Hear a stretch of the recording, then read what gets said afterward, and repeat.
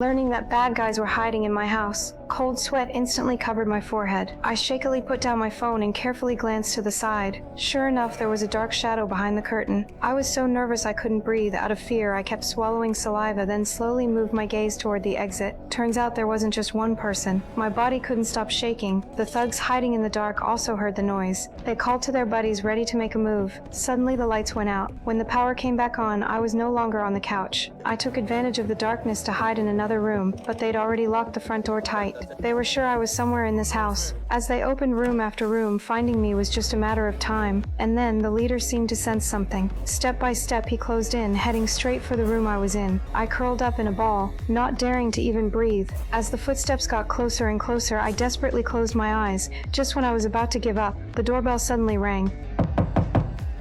Hearing my boyfriend's voice, I got so excited I didn't know what to do. When the knocking came again, I suddenly remembered my phone was in my pocket, but I called over and over and no one picked up. The funny thing was, my boyfriend was holding flowers but had left his phone in the car. My boyfriend knocked a few more times. When no one answered, he left. Hearing the elevator sounds of my boyfriend leaving in the hallway, I was completely hopeless. The thugs heard the noise outside stop, so they stepped up their search. I wasn't going down without a fight. I looked out the window again, ready to check the situation outside, but suddenly the man turned around, like he'd spotted something, and walked straight over it.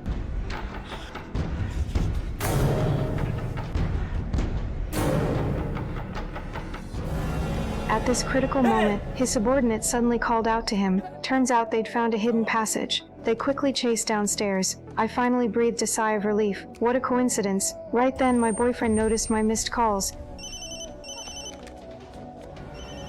The thugs who hadn't gone far heard the sound and came back again, and this time I really couldn't escape.